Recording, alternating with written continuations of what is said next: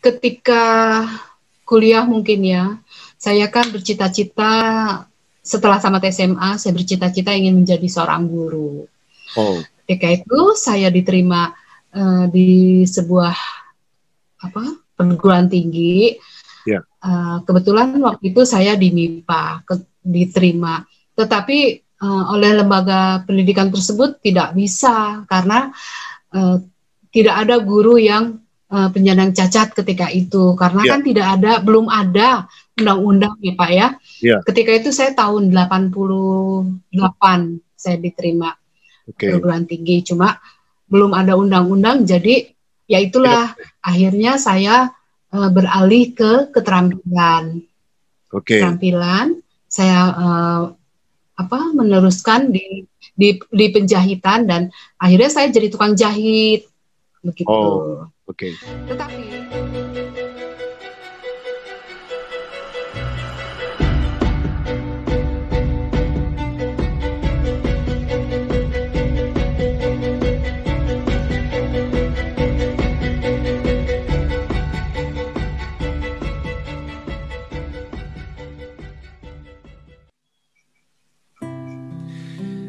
salam jumpa lagi bersama saya, sahabat disabilitas, Ritson Manyonyo. Senang sekali jika saya bisa selalu datang menyapa para sahabat disabilitas di mana saja Anda dapat menyaksikan tayangan ini, dengan harapan YouTube ini, channel ini bisa memberikan edukasi, informasi, motivasi, inspirasi, serta penguatan kepada sahabat disabilitas sekalian, agar kita menjadi masyarakat yang inklusif, sehingga kita menghasilkan satu tampilan kehidupan yang luar biasa di negeri ini. Dan kepada sahabat disabilitas yang belum like, share, subscribe, serta menyalakan lonceng notifikasinya agar dapat melakukannya gratis, dan dengan demikian kita terlibat untuk support terhadap channel ini untuk dapat bertumbuh, berkembang, dan mendatangkan manfaat bagi banyak orang. Bahwa pada saat ini, sahabat disabilitas, saya telah kedatangan tamu spesial, satu tokoh pergerakan penyandang disabilitas. Banyak sekali kompetensi yang dimiliki, organisasi yang diikutinya, dan saya sendiri merasa sangat mengagumi dan terkesan karena perjuangan tokoh kita kali ini pasti akan mendatangkan banyak cerita buat kita sekalian. Nah, untuk itu mari kita menyapa beliau. Salam jumpa dan assalamualaikum Ibu Muharyati. Ya, waalaikumsalam. Ya, bagaimana kabar Ibu?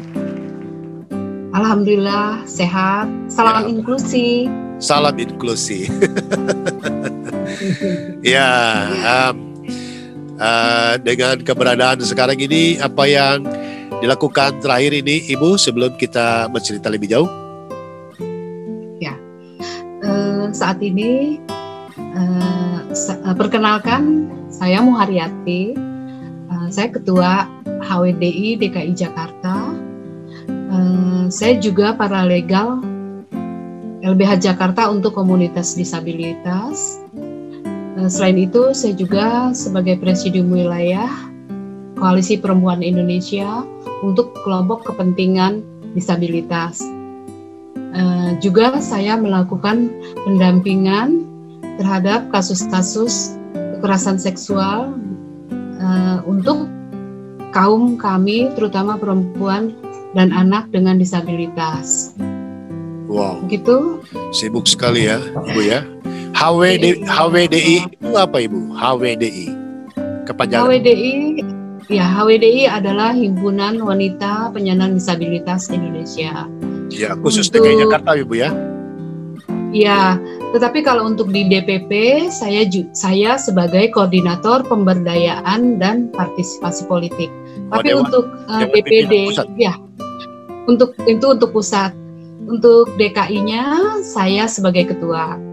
Untuk kegiatan saya, untuk kegiatan dalam pemberdayaan ekonomi saat ini saya sedang memberdayakan teman-teman akibat pemulihan ekonomi akibat pandemi COVID-19 ini dengan pembuatan masker kain. Ya. Dan juga ini yang sedang kita ini pembalut kain yang ramah lingkungan dan sehat. Dan itu semua dikerjakan oleh kawan-kawan disabilitas.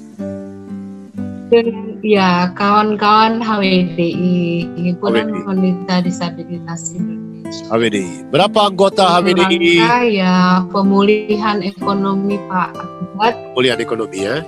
Baik. Anggota kita di DKI sekitar 100 orang Pak. 100 orang ya. Itu dengan segala ragam. Iya. Dengan segala ragam disabilitas ya, tunanetra, tunarungu bicara, tunadaksa, tunagrahita. Dengan 5 ragam disabilitas, disabilitas sensori, disabilitas fisik, disabilitas mental, dan disabilitas intelektual. Iya.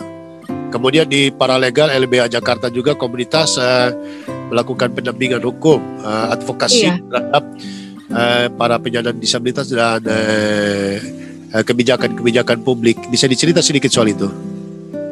Ya, sebagai paralegal, pengalaman saya sebagai paralegal dan pendamping terhadap kekerasan seksual terutama, saya pernah mendampingi kasus dengan perempuan tunarungu yang mendapat kekerasan seksual tahun 2016.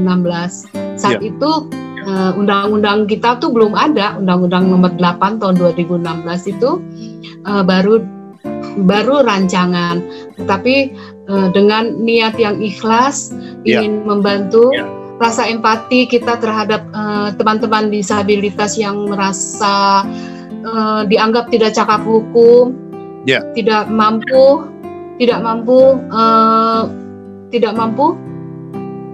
menembus hukum, menembus hukum di peradilan. Akhirnya saya dapat memecahkan masalah tersebut sehingga pelakunya dihukum 8 tahun. Wow. Tahun 2016. Ya, nanti kita berdalam soal itu. Perempuan itu dianggap tidak cakap hukum. Dia tidak punya identitas, tidak bersekolah, tidak punya orang tua.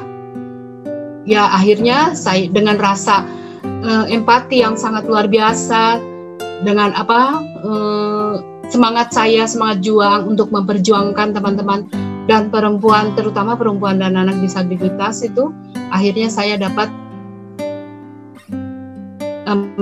menghukum pelaku dengan hukuman 8 tahun. Ya, artinya mengadvokasi sehingga mengambil kebijakan di bidang hukum mereka dapat menerapkan hukuman sesuai dengan pelanggaran yang dilakukan, gitu ya Bu ya? Iya betul Pak. Baik, Ibu Buharyati sendiri disabilitas juga? Iya, saya disabilitas fisik. Saya kehilangan pergelangan tangan kiri dari lahir. Pergelangan tangan kiri, ya. Karena apa itu? Ya, dari lahir. Ya. Oleh dokter disebutkan penyebabnya apa? Tidak sih. Tidak disebutkan penyebabnya. Dan dalam keluarga mereka dapat menerima kondisi itu? Dapat Pak, dapat menerima. Kebetulan ayah saya itu seorang tentara. Jadi menerapkan kedisiplinan dan pembentukan karakter saya tidak boleh meminta, tetapi harus berusaha dan mandiri. Jadilah saya sekarang ini seorang perempuan mandiri dalam segi ekonomi dan dalam segi yang lainnya pun saya mandiri. Iya. Dan adakah kesulitan atau hambatan yang dialami dalam penyesuaian menjalani kehidupan sehari-hari dengan kondisi keadaan tangan yang terbatas? Ketika kuliah mungkin ya. Saya kan bercita-cita setelah tamat SMA, saya bercita-cita ingin menjadi seorang guru. Ketika itu saya diterima di sebuah perguruan tinggi.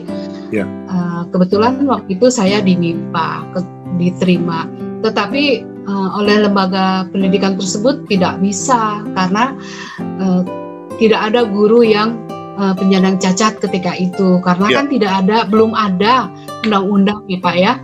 Ketika itu saya tahun 88 saya diterima perguruan tinggi, cuma belum ada undang-undang, jadi ya itulah akhirnya saya beralih ke keterampilan. Keterampilan saya meneruskan di penjahitan, dan akhirnya saya jadi tukang jahit begitu. Tetapi tidak patah dari situ juga Pak. Tahun 2013 saya mengelola sekaligus tutor pada PKBM. PKBM itu pendidikan kesetaraan gitu Pak. Pusat Kegiatan Belajar Mengajar. Ya, untuk paket A. Pusat Kegiatan Belajar Masyarakat Kapci Sukses. Waktu itu lokasi di Kampung Dukuh, Kramat Jati. Tahun 2013 hingga tahun 2018. Karena kesibukan saya, akhirnya saya melepaskan. Cuma sayang sekali PKBM itu PKBM inklusi Pak. PKBM inklusi yang dimana saat itu masih sangat banyak diskriminasi terhadap murid-murid kami, terutama yang penyandang disabilitas netra. Karena pada saat pembelajaran dan ujian, mereka dianggap berisik karena harus ada pendamping. Sampai saya tuh ngotot-ngotot, sampai protes-protes kepada kepala suku dinas pendidikan inklusi. Pendidikan informal. Saat itu saya protes-protes karena anak didik saya tidak bisa mengikuti ujian.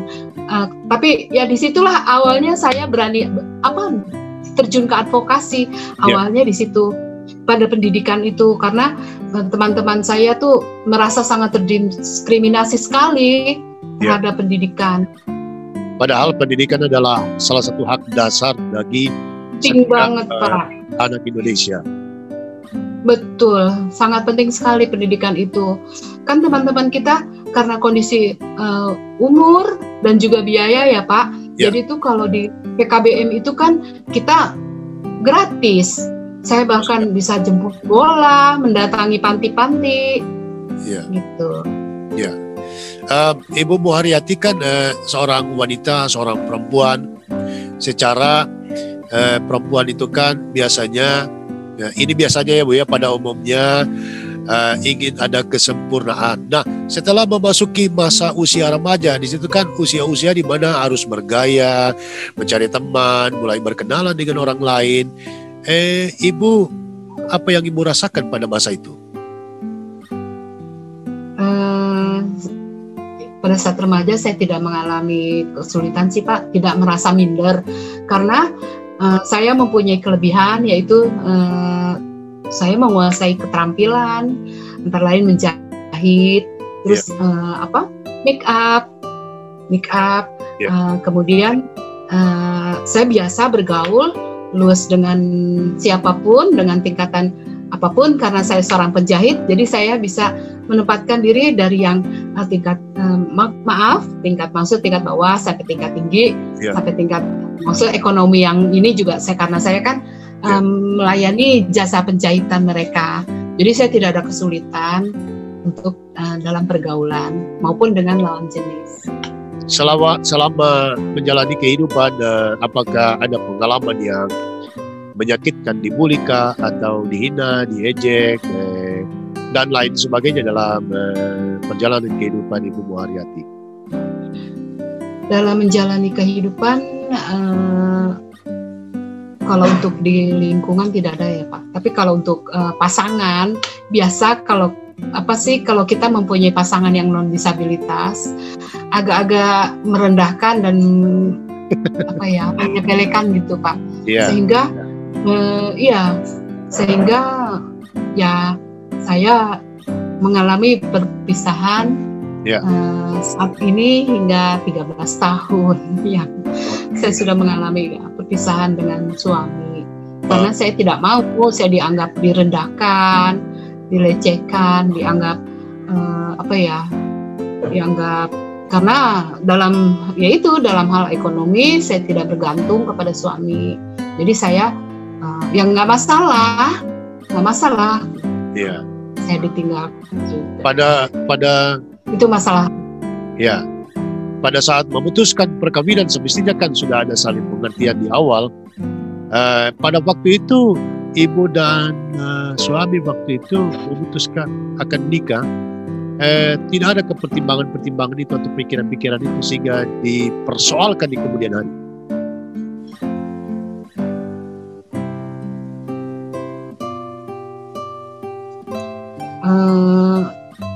Sebenarnya sih saya menerima ya keadaan ini. Cuma dia kerja di luar negeri, Pak. Jadinya saya tidak tahu keberadaannya sampai saat ini. Oh, oke. 13 tahun yang lalu. Ya. Oke, baik. Ibu Muharyati, dalam pergerakan Ibu di HWDI, apa kebutuhan mendasar sebenarnya bagi perempuan dengan disabilitas yang ada di Kota Jakarta? Kebutuhan mendasarnya ini terutama pemulihan COVID ini, Pak, kita butuh banget modal dalam pemulihan ekonomi itu, karena kan kebutuhan rumah tangga, kebutuhan anak sekolah, kebutuhan sehari-hari itu kan melebihi ya, Pak, terutama dalam situasi pandemi gini. Jadi saya berusaha membangun pemulihan teman-teman itu ya dengan sedikit ilmu lah, menjahit masker, membuat sulam bros, terus membuat kerupuk dari itu, Pak, dari beras, dari kerupuk kendar itu. Iya. Pokoknya yang penting teman-teman itu juga membuat tanaman-tanaman Oponik. Jahe merah, binahong gitu. Terus kelor itu yang dikeringkan itu ya, jahe merah yang dikeringkan, kunyit putih gitu. Ya. Tambahan. Ya.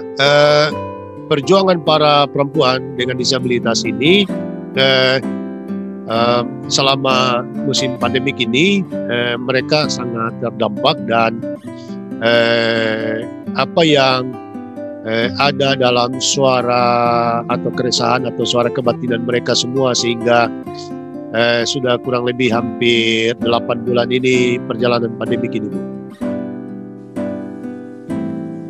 Ya, Pak. Coba dilakukan. Ya, apa yang terjadi kepada teman-teman dari HWDI perempuan dengan disabilitas selama musim pandemi ini, di mana mereka adalah orang-orang yang benar-benar terkena dampak sangat besar dengan adanya COVID-19 ini.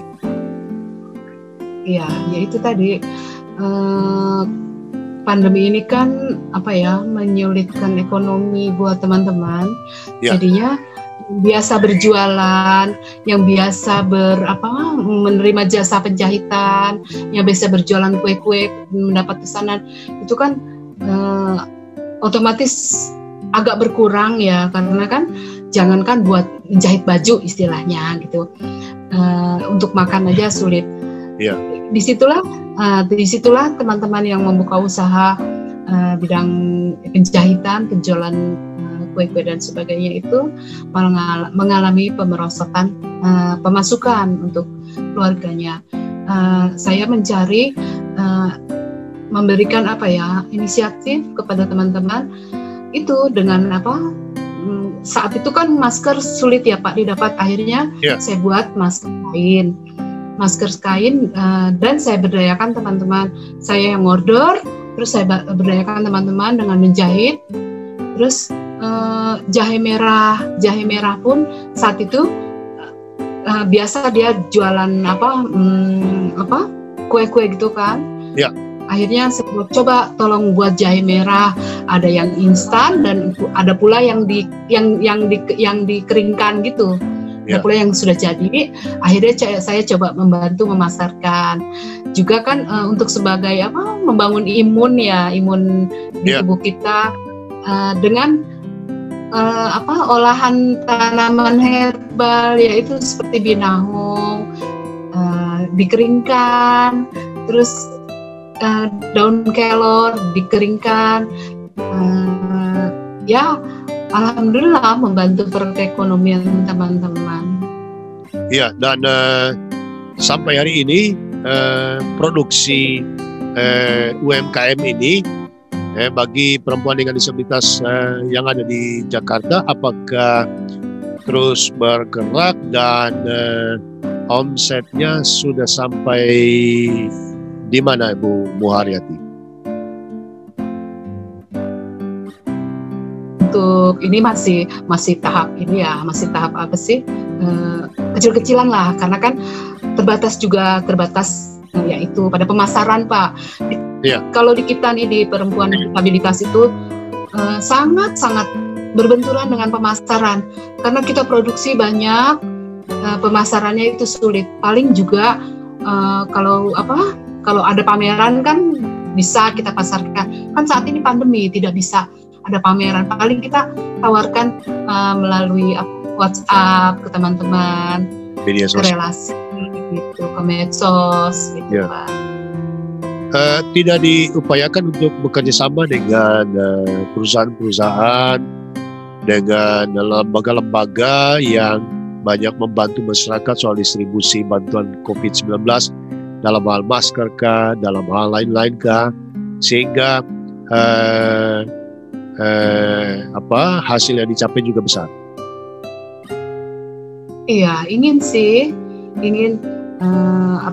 ke tingkat yang lebih ini lagi ya. Ya. Terutama sih yang saya ingin tuh yang penjualan online itu, Pak. Ya. Ingin banget. Jadi teman-teman itu walaupun nanti COVID sudah berlalu, tapi produk mereka tetap masih ada, masih bisa dijual lagi gitu. Selama musim pandemik ini, apakah pernah ada semacam webinar atau pelatihan bagaimana perempuan dengan disabilitas yang ada di anggota Ibu dan teman-teman itu dilatih untuk bisnis online agar mereka lebih memudahkan untuk penjualan? Belum ada, Pak. Terus terang belum ada. Ya, sebenarnya itu bisa dikerjakan untuk membantu proses pemasaran dan distribusi. Dan seandainya ada perusahaan yang kebetulan mungkin pengambil kebijakannya menonton tayangan kita ini dan mereka ingin order, mereka bisa order seberapa banyak kepada Ibu dan kawan-kawan, misalnya masker atau pembalut kain. Ya tergantung kebutuhan, kami siap kok. Kami siap karena produksi kami tidak terhenti, walaupun pesanan berkurang, tapi kami tetap produksi. Ya, satu piece masker berapa harganya? Demikian halnya dengan pembalut kain itu? Kalau masker kebetulan itu ada yang 5.000, terus kalau yang pakai sulam itu, ada yang pakai sulam pita itu, ada yang pakai dari berukat, itu harganya variatif, ada yang 10.000, ada yang 15.000, ada yang 20.000, maksimal harga 20.000 yang pakai sulam pita. Ya, custom misalnya orang mau pesan dengan warna tertentu atau gambar-gambar tertentu atau foto mereka juga bisa, Ibu? Bisa. Oke. Bisa. Kalau pembalut kainnya berapa satu piece? Per piece-nya berapa? Satu piece, jadi kita per paket. Oke, satu paket itu berapa?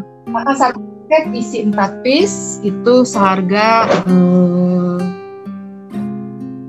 50.000 karena pembuatannya bagus. Oke, baik. Ya. Dan ini sudah disebarkan hanya di kota Jakarta atau di luar kota? Belum sih. Jadi rencananya nanti Hari Disabilitas Internasional itu baru mau kita launching. Oh, baru akan launching. Ini ya. Baru akan launching ya.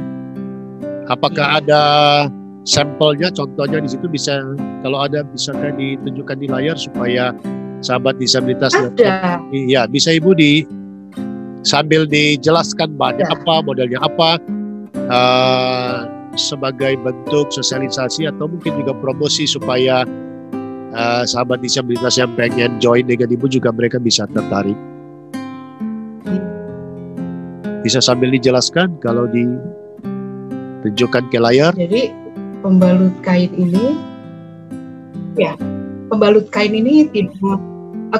Pembalut kain ini terisi corak. Di dalamnya ada lapisan anti tembus, terus kemudian lapisan serap cairan, kemudian lapisan kaos itu. Yeah. Ada 4 lapisan. Ya, jadinya kita pakai ini untuk ramah lingkungan karena kan mengurangi sampah plastik. Okay. Yang kedua, ini kan jadi kebersihannya ini tanpa pemutih, tanpa bahan-bahan kimia, jadi tidak mengurangi segala penyakit yang rentan terhadap organ intim perempuan.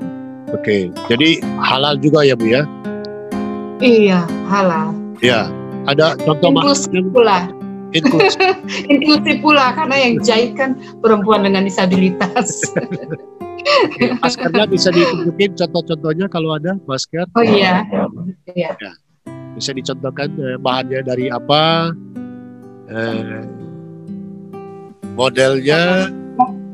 Ya, karena kebetulan saya di depan mesin produksi, mesin jahit. Okay. Maskernya itu ya terbuat dari bahan batik. Dari bahan batik, ya. Dia ada 3 lapis. Oke.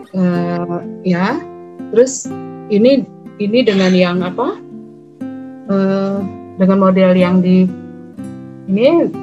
jika pakai jilbab ya. Ya. Kemudian ini yang di di telinga. Oke. Di telinga, dan ini yang dimasukin di kepala gitu. Oh, ada ya? Yang pakai pakai karet. Karet. Iya. Wow. Juga untuk bros. Ya. Ya. Ya. Sahabat disabilitas, kita masih menunggu Ibu Muharyati dalam mempersiapkan beberapa karya kreasinya yang tidak stagnan karena keadaan, tidak putus asa, tapi terus berinovasi, berusaha untuk bros sulam pita. Iya. Bros ya, sulam pita dan sulam benang. Oke. Masih ada. Iya. Itu per piece-nya berapa Ibu? Ini 20.000 dan yang agak besar 25. Ya, karena pembuatannya sangat. Iya, karena pembuatannya kan sangat rapi. Iya, dan jadi setiap ini kan namanya handmade ya. Setiap ini berbeda warna, corak. Tidak ada yang sama. Iya, iya. Tergantung ya. Betul. Ya. Ibu Muharyati, itu kan ya, semua membutuhkan tangan yang sempurna untuk mengolahnya menjadi barang kreasi sehingga cakep dilihat, digunakan orang lain. Bagaimana caranya Ibu melakukan? Itulah Pak, kuasa Allah. Walaupun saya diberikan ketidaksempurnaan, tapi saya mampu, dan belum tentu orang yang non-disabilitas dapat mampu seperti saya. Itulah kepercayaan diri saya. Ya, jadi menggunakan alat bantu mesin jahit, dan untuk memotongnya dan untuk bikin polanya semua Ibu sendiri dan teman-teman disabilitas atau ada yang membantu? Tidak, jadi saya dari mengajarkan membuat pola, memotong, menjahit dilakukan sendiri, gitu. Ya. Iya. Luar biasa. Dan itu sudah dijalani selama berapa tahun terakhir? Kalau untuk penjahitan, saya sudah 25 tahun. Wah, kalau untuk cukup penjahitan. Ya. Kalau untuk kreasi ini karena kan ya untuk kreasi ini saya jadi instruktur keterampilan dari tahun 2011.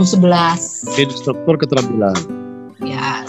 Ya, tidak hanya kepada teman-teman disabilitas. Karena saya pernah juga Pak. Ya. Iya. Tidak hanya kepada teman-teman disabilitas, tetapi kepada memberikan keterampilan seperti ini. Ya. Dan Ibu juga pernah tadi mau bicara apa? Oh iya, saya pernah bekerja sebagai instruktur di ALBK Pondok Bambu, Budi Bakti Pondok Bambu, yang kursi roda itu. Oh, kursi roda. Dari tahun 2011 hingga tahun 2016. Oh, oke. Iya. Membuat keterampilan. Ya. Sampai di posisi ini adakah prestasi penghargaan, apakah di bidang paralegal kah, apa di bidang advokasi pendampingan, atau mungkin di bidang ekonomi kreatif, atau apa saja yang sudah diraih oleh Ibu Moretti? Belum ada sih kalau untuk penghargaan atau prestasi. Belum ada. Belum ada. Oke. Dan tentu dengan apa yang dikerjakan kita respect karena perjuangan ini tidak mudah ya Bu ya. Iya betul. Ya, kita kembali kepada pergerakan disabilitas Indonesia, tapi secara khusus karena Ibu pegang Provinsi DKI Jakarta. Tantangan terbesar yang dihadapi oleh perempuan dengan disabilitas di kota Jakarta itu apa Ibu? Perempuan dengan disabilitas di Jakarta ini masih terkait kalau untuk di bidang hukum ya, masih kalau untuk di bidang hukum itu masih dianggap belum cakap hukum, masih sulit. Sekarang sudah ada MOU antara kepolisian dengan HWDI. Ya. Ya sudah ada. Cuma masih ada karena kan petugasnya itu rolling terus berganti. Jadi kita untuk melakukan pendampingan harus dari awal lagi untuk memberikan sosialisasi bahwa begini loh kalau cara penanganan untuk maksudnya berinteraksinya dengan kan kita mempunyai 5 ragam disabilitas. Ya. Begini loh kalau cara berinteraksi dengan penyandang disabilitas kursi roda misalnya. Begini loh kalau itu masih jadi karena pegawainya yang jadi tidak tetap kan harus rolling lagi. Jadi nanti kayak kemarin saat ini aku lagi mendampingi kasus disabilitas netra yang mengalami sebagai terlapor gitu. Yeah. Nah itu karena penyidiknya baru lagi, jadi harus Ibu ini bagaimana ya? Karena saya belum tahu cara berinteraksi dengan ini. Ya udah sekarang dalam masa pandemi kita video call aja, aku bilang gitu kan. Karena kan mendadak ya kalau pemeriksaan itu. Ya udah kita melalui video call gitu. Artinya kemudian ya. Iya, ganti lagi. 3 bulan kemudian ganti lagi. Orangnya ganti lagi tugasnya. Ibu bagaimana ini saya menangani kasus ini bagaimana gitu. Jadi kesulitannya gitu aja. Sebenarnya sudah ada MOU kita dengan kepolisian cuma karena petugasnya yang bergantian itu. Jadi kita harus bersosialisasi lagi. Jadi belum ada metode dan strategi yang mumpuni untuk melakukan proses transfer pengetahuan tentang pendekatan dan penanganan hukum terhadap disabilitas oleh aparat-aparat penegak hukum, Ibu ya? Betul, iya. Masih belum paham ya. Saya bilang ada sebagian sih. Kalau untuk di persen, menurut saya baru 40% APH yang mengerti akan disabilitas. Karena kenyataannya saya yang terjun ke lapangan langsung belum ada. Seperti contoh yang baru, yang belum lama, saya menangani kasus kecelakaan lalu lintas. Itu untuk pemeriksaan korban dan pelaku itu di lantai 3, sedangkan namanya korban kecelakaan pastikan itu ada luka-luka atau patah tulang, tapi harus diperiksa di lantai 3. Itu pernah saya protes di Satlantas, protes. Akhirnya petugas yang turun untuk memeriksa. Saya bilang, ini kakinya patah dua-duanya, kenapa harus naik ke atas, sulit dong. Saya bilang gitu. Komandannya akhirnya turun untuk memeriksa. Iya. Itu pengalaman saya. Iya, baik. Dan apakah di Provinsi DKI Jakarta ini sebagai etalase Indonesia dan menjadi bahan rujukan bagi seluruh wilayah di Republik Indonesia ini sudah sangat aksesibel dengan perempuan penyandang disabilitas? Kalau untuk infrastruktur masih belum ada yang aksesibel. Terus untuk infrastruktur ya, terus untuk layanan kesehatan juga belum, maksudnya rumah sakit itu masih ada yang belum aksesibel. Terus untuk di perbankan juga kan masih belum, karena masih ada meja-meja yang kalau untuk pengguna kursi roda tuh masih terlalu tinggi, loket yang masih ada tangga gitu, masih belum, Pak. Lift juga masih belum ada. Sarana transportasi, Ibu?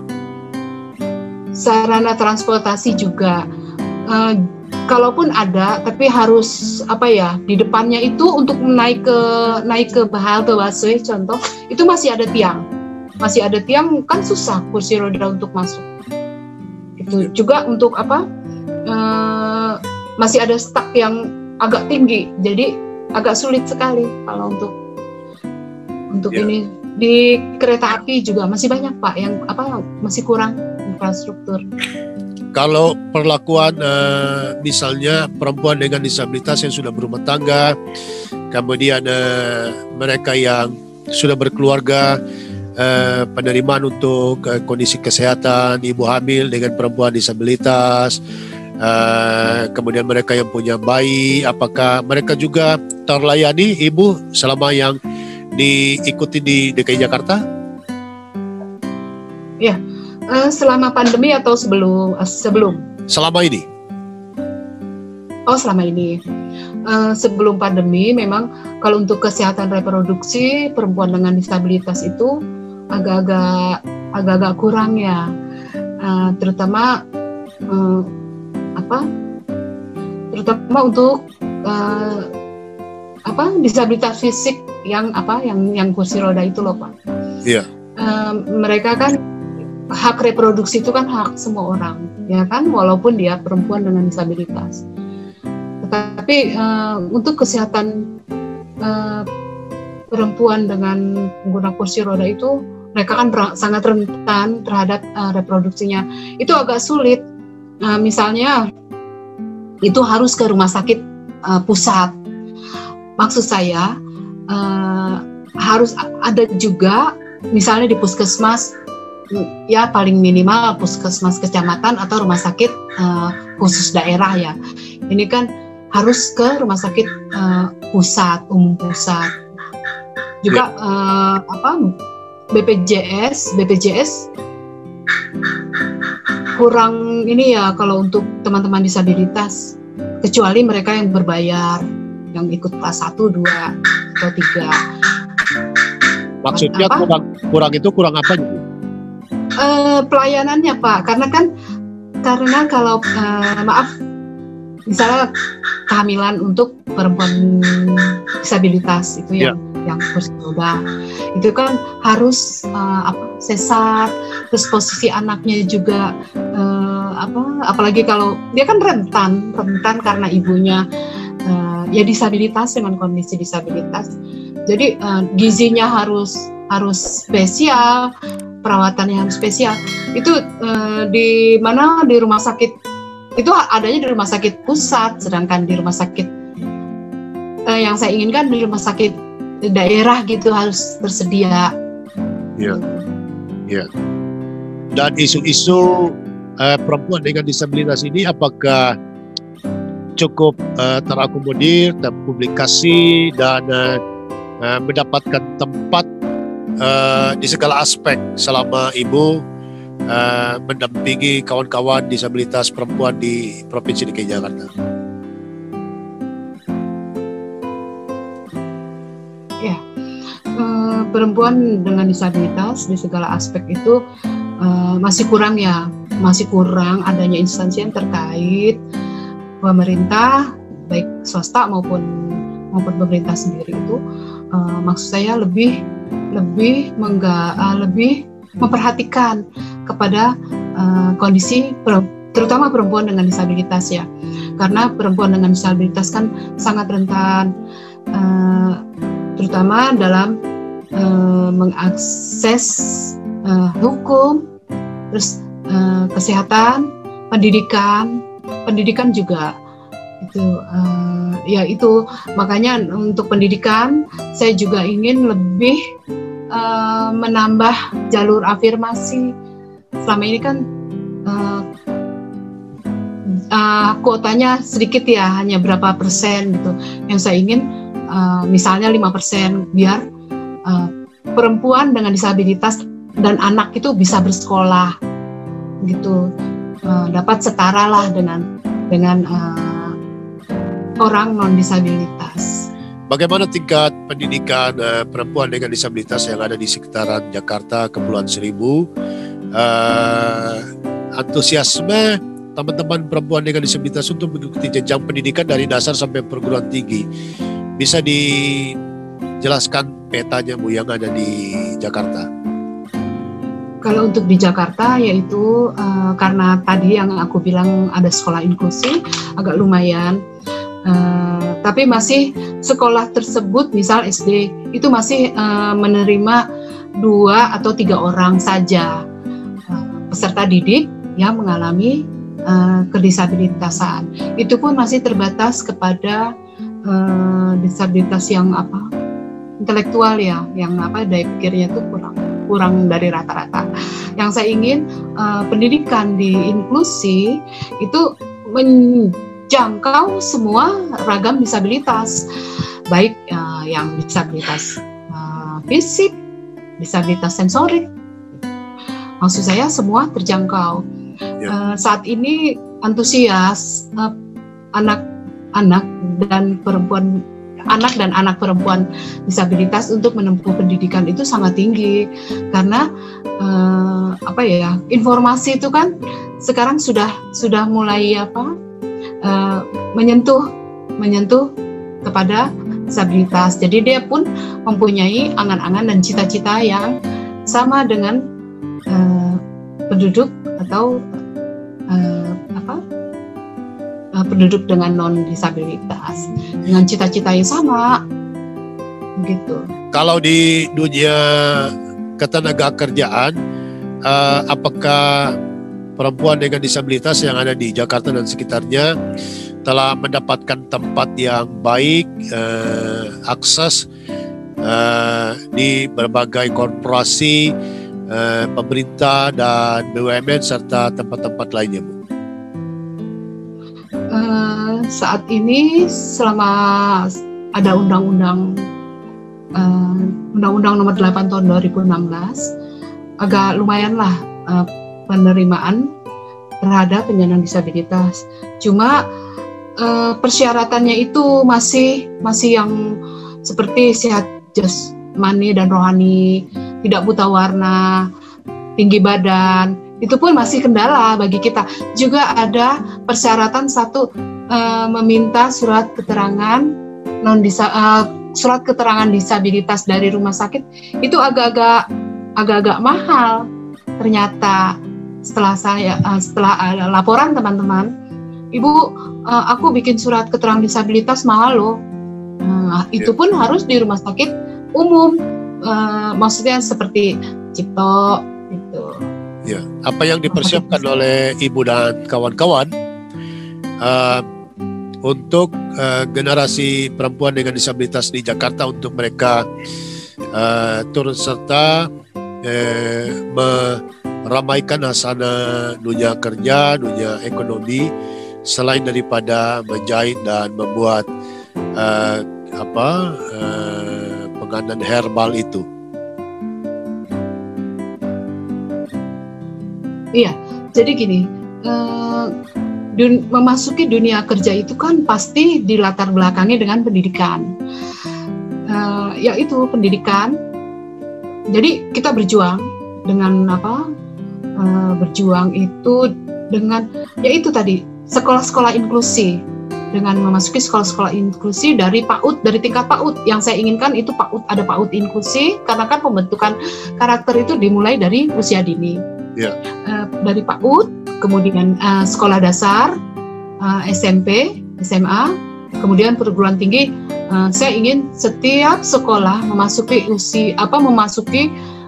pendidiknya, kaum pendidiknya itu yang inklusi. Maksudku baik di negeri ataupun swasta harus ada murid yang inklusi dengan 5 ragam disabilitas, yaitu karena kita mau kesetaraan dan memasuki dunia kerja itu kita harus siap SDM-nya, sumber daya manusianya gitu. Jika satu lagi karena kita kan untuk usia ya, kadang usia manusia dengan disabilitas itu biasanya kan baru masuk SD 9 tahun gitu kan, bahkan ada yang lebih, ada yang 10 tahun baru masuk SD. Itu pun kalau orang tuanya mampu. Jika tidak mampu, yaitu saya ingin membangun lagi pusat kegiatan belajar masyarakat yang inklusi, khusus spesial yang inklusi. Jadi membantu, karena kan PKBM itu kita gratis ya, maksudnya nggak apa-apa lah saya berusaha membangun, maksudnya itu teman-teman yang telat umur, oke, masuk ke PKBM.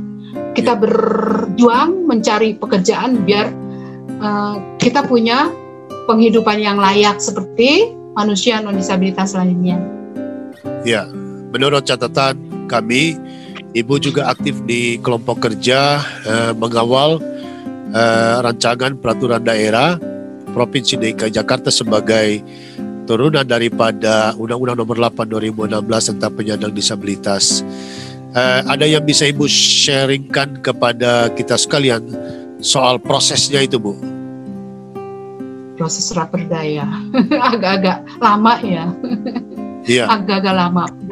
Padahal itu mendesak sekali perda untuk disabilitas, karena kan karena kita sudah ada undang-undangnya, juga kita harus setara, kita harus mempunyai kesempatan yang sama dengan mereka yang non disabilitas. Betul. Cuma agak lama ini perda ini. Mengapa lama? Apakah ada informasi Ibu? Ya, agak lama ya Pak. Aku masuk di ini aja udah hampir setahun, masuk di grup Raperda, kawal Raperda. Tapi perasaan belum ya. Mungkin karena situasi pandemi gini mungkin atau gimana. Jadi kita mengapa ini peraturan daerah sangat penting buat ibu dan perempuan dengan disabilitas? Iya, penting sekali Pak, karena kita kan menurut HAM, walaupun kita disabilitas, tapi kita mempunyai kesempatan, mempunyai hak yang sama, baik dalam bidang pendidikan, dalam bidang kesehatan, dalam bidang tenaga kerja.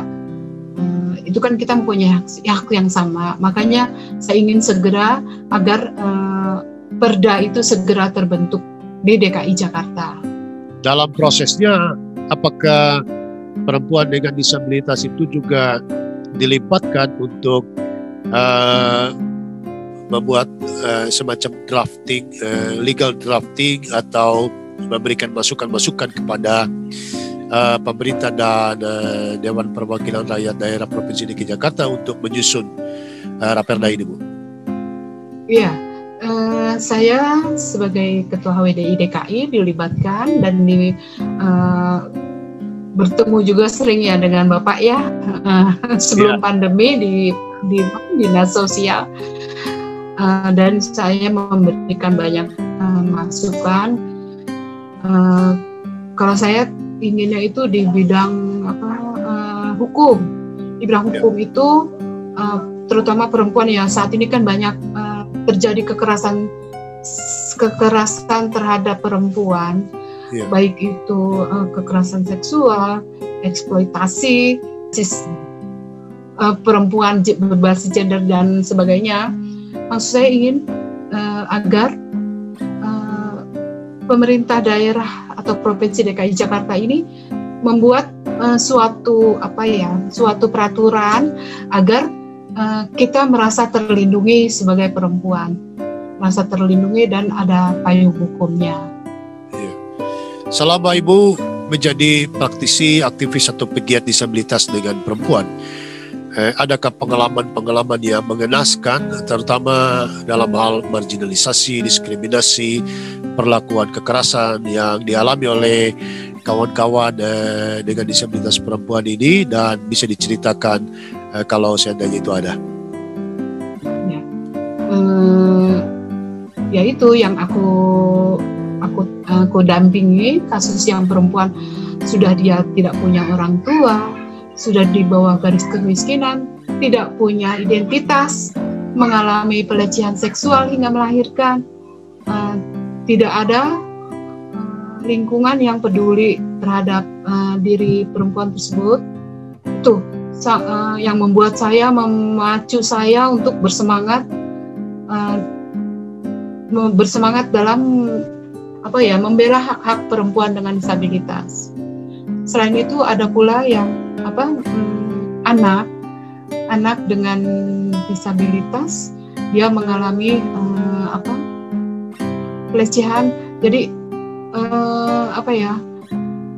saat situasi pandemi gitu kan, untuk makan masih yang waktu awal-awal pandemi yang sangat sulit sekali itu kan, ngantri-ngantri untuk dapur umum. Itu dia anak perempuan 11 tahun mengalami pelecehan seksual terhadap tetangganya hingga dia hamil. Oleh tetangganya. Iya, oleh tetangganya hingga hamil, dan sempat diumpetin, sempat kita nggak tahu ada itu anak keberadaannya di mana gitu. Akhirnya dengan kita berjejaring mencari keberadaan anak tersebut, dan akhirnya berhasil ditemukan, dan pelakunya sudah dipenjara. Iya. Jadi sikap-sikap diskriminatif dan yang tidak berpihak terhadap perempuan dengan disabilitas yang sangat rentan adalah perlakuan-perlakuan yang juga masih ditemukan di kegiatan pendampingan Ibu Muharyati di HWDI ya, Bu ya? Iya. Baik. Memasuki atau akan memperingati atau sedang memperingati Hari Disabilitas Internasional, apa yang Ibu Muharyati harapkan terhadap seremoni ini, karena kelihatannya ini adalah seremoni yang berulang dari tahun ke tahun. Iya, maksud saya hanya berulang ya. Itu aja. Yang saya inginkan gini loh. Tidak hanya biasanya kan pameran hasil kreasi gitu. Itu saya pikir nggak ini banget gitu. Maksudnya dikawal. Tidak hanya setahun sekali dipamerin, dikawal gitu loh. Dikawal, dimonitoring sampai di mana produksinya. Terus tidak hanya dipamerin setahun sekali pas HDI, jika ada pameran di misalnya di Smesco atau di mana, tampilkan produk kita gitu, produk teman-teman disabilitas. Jangan hanya setahun sekali. Itu yang saya inginkan. Tolong juga bantu pemasaran. Misalnya di mana di pemerintah atau apa gitu butuh jahitan untuk baju-baju dinas gitu kan, kami berdaya, kami mampu. Itu maksud saya, panggillah teman-teman untuk menjahit seragam-seragam dinas gitu. Tidak hanya untuk dipamerin setahun sekali gitu. Sangat-sangat saya nggak suka begitu. Iya.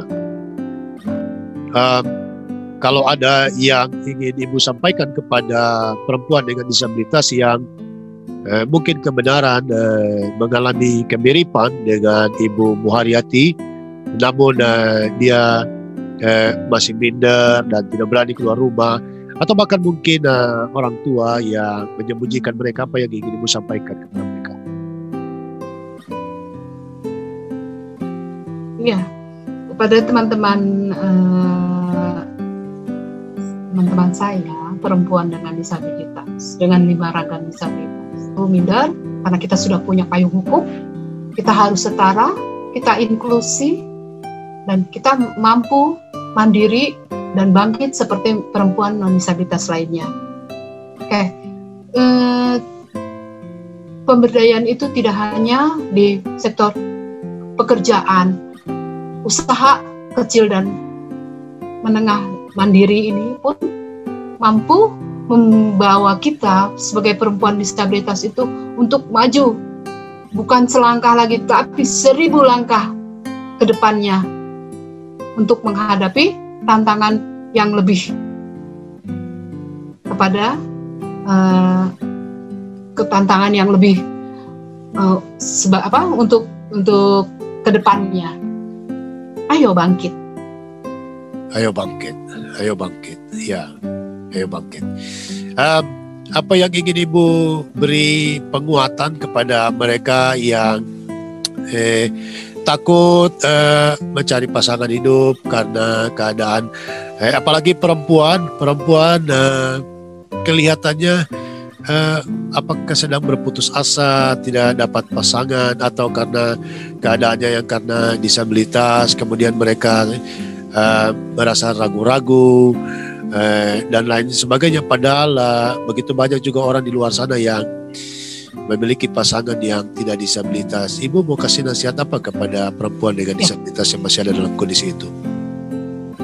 Kepada perempuan disabilitas, jangan takut akan kita tidak mendapat pasangan.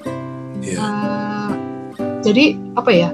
Kalau kita secara fisik kita mempunyai kekurangan, tapi gali di dalam diri kita apa yang menjadi kelebihan kita, dan nanti pun pasangan kita akan menilai kita bukan dari kekurangan kita, tapi dari kelebihan kita. Itu karena saya sudah mengalaminya. Iya, jangan takut berjodoh ya Bu ya. Jangan takut. Jangan takut. Kan kesempurnaan hanya milik Allah. Iya. Iya, jangan takut. Ya, dan kemudian bisa dicerita di DKI Jakarta sentra-sentra, kelompok-kelompok, komunitas-komunitas perempuan dengan disabilitas yang aktif berjuang di bidang ekonomika, di bidang advokasika. Adakah di 5 wilayah DKI Jakarta yang komunitas-komunitas itu tersebar, Ibu? Kalau untuk advokasi ya, pendampingan hukum itu di 5 wilayah mungkin belum ya, masih berpusat ke HWDI,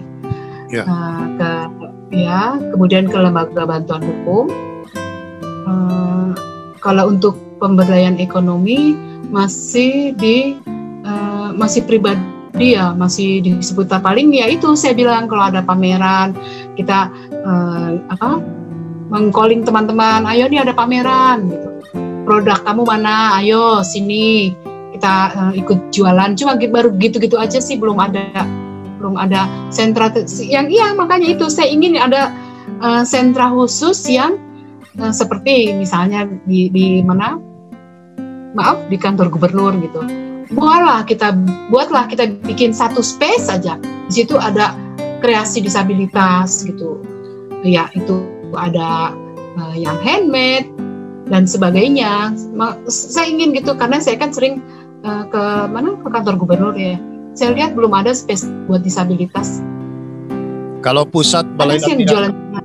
kalau pusat balai latihan kerja khusus untuk perempuan dengan disabilitas ada Ibu di Jakarta? Iya, belum ada. Itu yang saya lagi inginkan, itu ingin banget saya punya balai latihan khusus untuk perempuan dengan disabilitas. Iya. Mereka bisa berkreasi dengan kuliner, dengan handmade. Pengen banget saya punya BLK khusus buat perempuan disabilitas. Ya. Dan jika ada penonton dengan perempuan disabilitas di DKI Jakarta, Kepulauan Seribu yang menyaksikan tayangan ini dan mereka ingin bergabung dengan HWDI, caranya bagaimana Ibu Muaryati?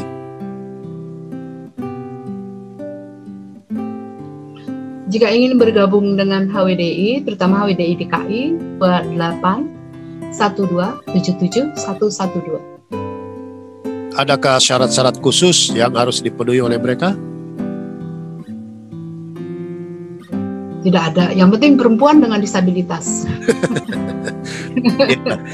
Dan kalau ada keluarga atau orang tua atau famili atau masyarakat di lingkungan RT, RW, kelurahan dan seterusnya yang menyaksikan ada perlakuan kriminal terhadap perempuan dengan disabilitas, LBH Jakarta itu gratis atau bagaimana Bu? Selama ini saya gratis melakukan pendampingan gratis. Dan siapapun perempuan dengan disabilitas jika mengalami perlakuan yang bertentangan dengan hukum, yang Ibu bisa sarankan apa? Dengan apa? Yang penting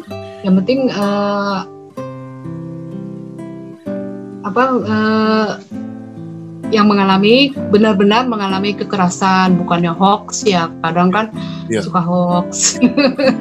Maksudnya benar-benar mengalami perlakuan tidak adil gitu.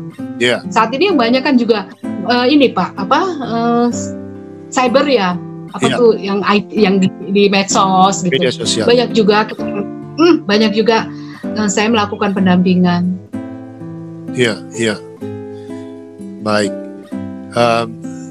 Apa yang Ibu sampaikan sungguh memberi pencerahan buat kita, dan apa yang ingin Ibu sampaikan kepada seluruh khalayak masyarakat di Provinsi DKI Jakarta, kepada pemerintah kah, lembaga keumatan atau keagamaan kah, dunia pendidikan kah, di akhir daripada pertemuan kita saat ini?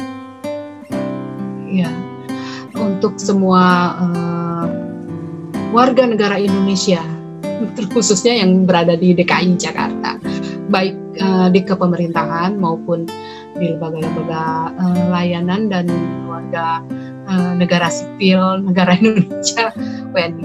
Itu yang saya inginkan. Pandanglah perempuan dengan disabilitas itu dengan sebagai perempuan non disabilitas. Buatlah rasa empati. Buatlah rasa empati jika bertemu atau berinteraksi dengan perempuan disabilitas. Bangunlah rasa empati. Jangan merasa perempuan itu kok begitu ya, gitu. Jangan. Bangunlah rasa empati seandainya hal tersebut terjadi pada ibu kita, anak kita. Begitu yang saya inginkan. Juga jangan dianggap perempuan disabilitas itu tidak berdaya, tidak bisa melakukan apa-apa. Tapi saat ini saya punya semangat yang luar biasa untuk teman-teman perempuan disabilitas untuk lebih setara, inklusi, dan maju dan sama terhadap perempuan dengan non disabilitas. Luar biasa. Ya. Adakah pengalaman ini di luar yang serius-serius ya Bu ya? Adakah pengalaman yang lucu, yang unik, yang aneh, baik yang Ibu alami sendiri karena dengan keadaan fisik atau mungkin Ibu menyaksikan dengan teman-teman yang lain selama Ibu menjalani proses pendampingan ini? Oh iya, enggak, ini aja. Jika saya naik kereta atau transportasi umum, saya kan duduk di kursi prioritas. Saya sering kali diusir sama petugas. Ibu, ini kursi prioritas. Loh, memang saya nggak boleh. Saya bilang gitu kan. Ibu disabilitasnya apa? Kamu tidak melihat. Ibu disabilitasnya apa? Ditanya lagi, dilihat aku dari atas sampai bawah. Aku nggak punya tangan kiri, makanya aku nggak bisa berpegangan. Makanya aku duduk di kursi prioritas. Aduh, maaf ya Ibu, maaf ya Ibu, karena mungkin tidak terlihat atau gimana sih saya kartu disabilitas itu yang untuk Transjakarta, aku kan punya, aku pakai kartu itu. Terus petugasnya gini, Ibu bukan lansia kan? Disangka dia tuh yang pakai kartu gratis, itu lansia.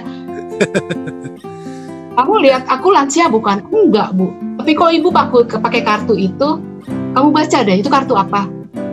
Kartu disabilitas ya Bu. Terus emang Ibu disabilitas? Nanya lagi, saya bilang ini loh aku nggak punya tangan. Nah, aku bilang itu kan orang suka ketawa sendiri. Ya ampun, kenapa sih nggak ngelihat gitu? Orang suka lucu. Iya. Karena aku diusir-usir, nggak boleh di prioritas, nggak boleh. Aku kan disabilitas. Jadi untuk transportasi umum yang milik Pemda DKI Jakarta, penyandang disabilitas itu punya kartu khusus ya Bu ya, yang bisa digunakan ya Bu? Iya, ada kartu. Dan itu gratis. Itu gratis. Apakah perempuan dengan disabilitas yang ada di DKI Jakarta, khususnya yang ada di HMDI, juga sudah memiliki kartu penyandang disabilitas Jakarta? Nih, sebentar. Ini kartu yang transportasi. Oke, kartu transportasi. Ya, bisa digunakan untuk di transportasi apa saja itu Bu? Ini apa sih Jaklingko yang Trip itu yang apa yang mobil angkut itu. Nah, terus busway Transjakarta ya.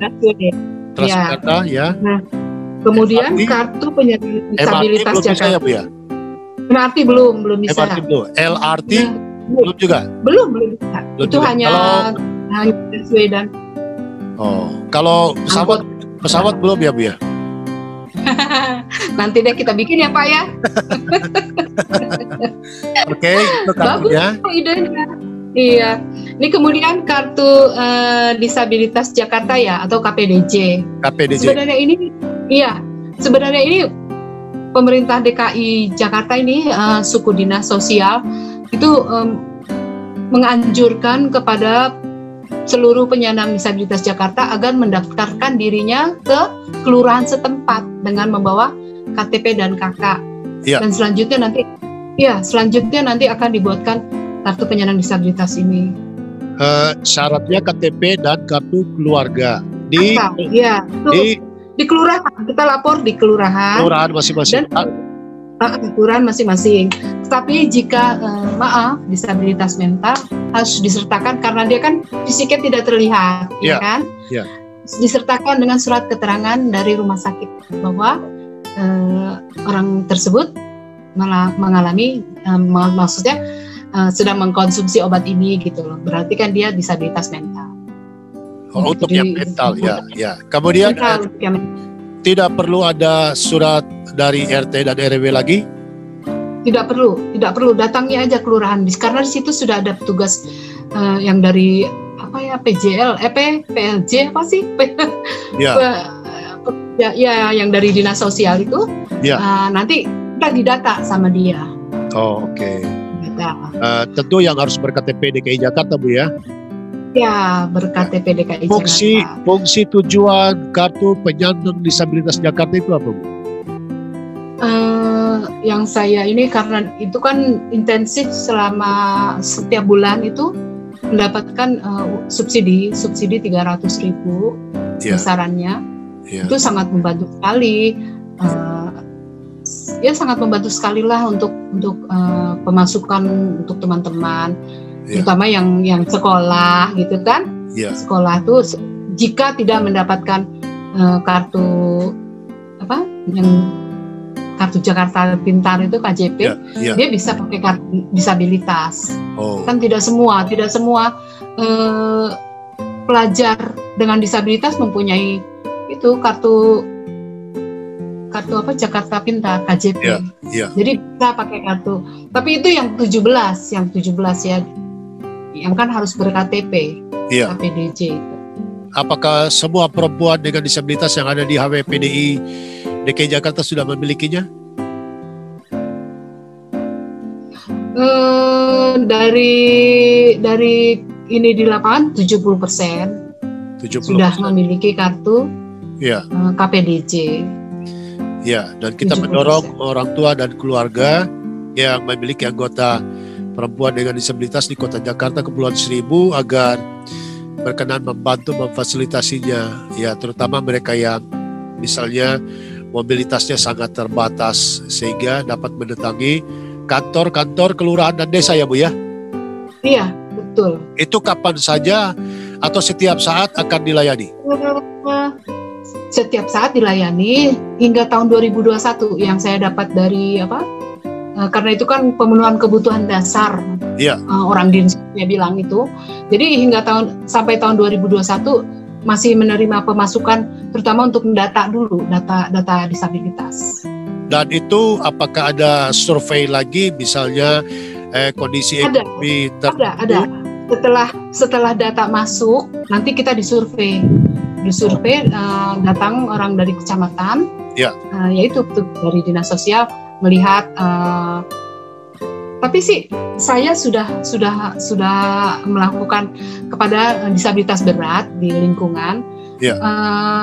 Saya mendatangi kelurahan, ini ada warga yang disabilitas berat dan membutuhkan kartu, tapi didatangi, jemput bola.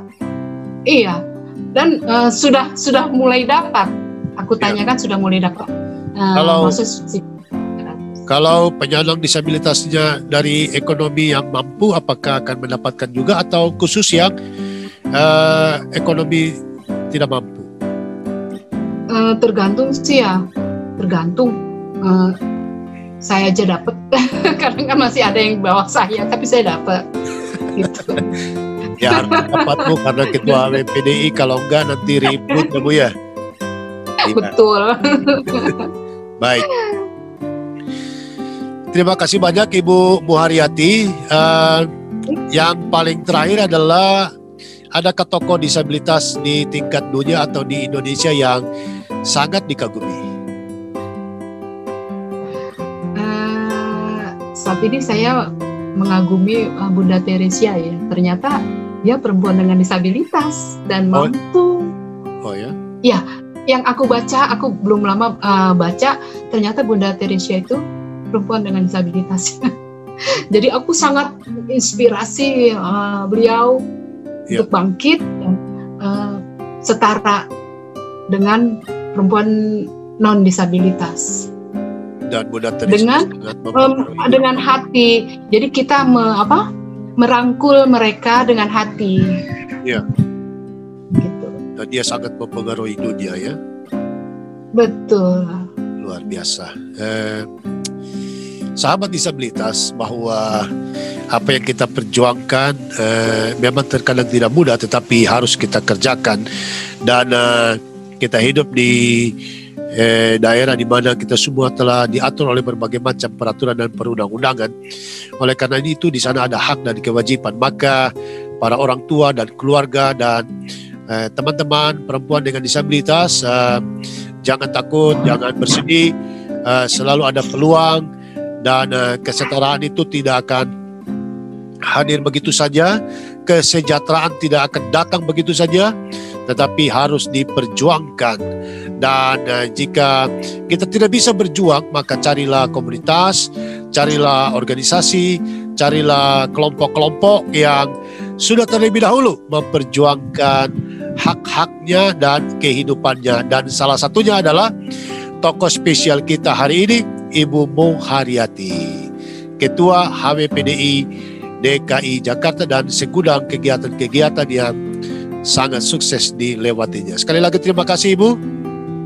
Ya, terima kasih. Sama-sama. Atas perbincangan ini, kiranya menguatkan dan memberi banyak masukan serta pengetahuan bagi penonton Ritson Manyonyo Channel.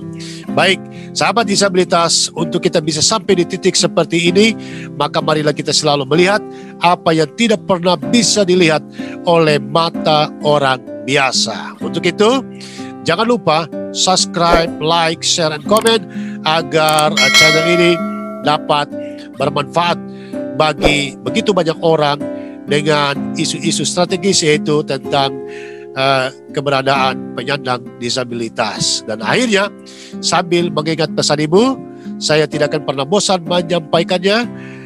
Pakai masker, cuci tangan pakai sabun di air yang mengalir, jaga jarak, jauhi kerumunan. Ritson Manyonyo, Ibu Muharyati, salam sehat untuk kita sekalian.